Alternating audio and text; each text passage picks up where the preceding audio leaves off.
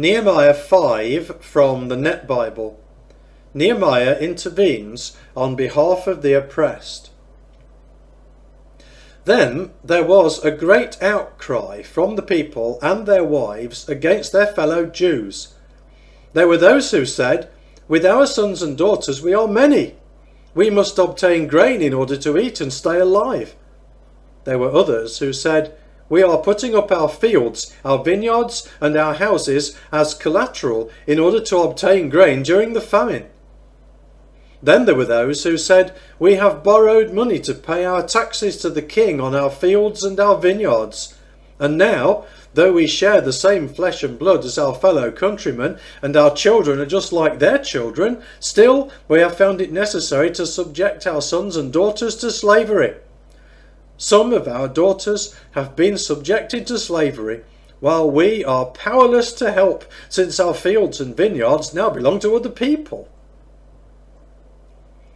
I was very angry when I heard their outcry and these complaints. I considered these things carefully and then registered a complaint with the wealthy and the officials. I said to them, "Each one of you is seizing the collateral from your own countrymen." Because of them, I called for a great public assembly. I said to them, "To the extent possible, we have brought back our fellow Jews who have been sold to the Gentiles. But now you yourselves want to sell your own countrymen, so that we can then buy them back?" They were utterly silent and could find nothing to say. Then I said, "The thing that you are doing is wrong. Should you not conduct yourselves in the fear of our God in order to avoid the reproach of the Gentiles who are our enemies? Even I and my relatives and my associates are lending them money and grain. But let us abandon this practice of seizing collateral. This very day return to them their fields, their vineyards, their olive trees and their houses, along with the interest that you are exacting them on the money, the grain, the new wine and the olive oil." They replied, "We will return these things, and we will no longer demand anything from them. We will do just as you say." Then I called the priests and made the wealthy and the officials swear to do what had been promised.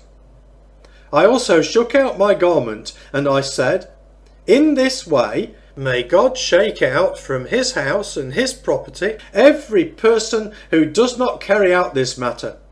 In this way may he be shaken out and emptied."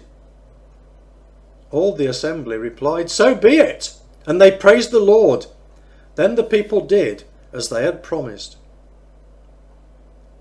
From the day that I was appointed governor in the land of Judah, that is, from the 20th year until the 32nd year of King Artaxerxes, 12 years in all, neither I nor my relatives ate the food allotted to the governor.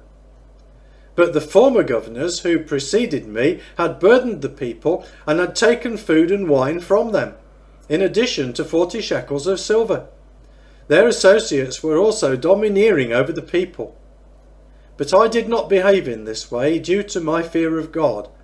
I gave myself to the work on this wall without even purchasing a field. All my associates were gathered there for the work.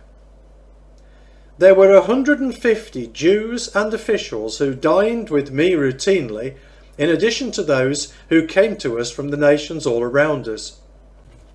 Every day, 1 ox, 6 select sheep and some birds were prepared for me, and every 10 days all kinds of wine in abundance.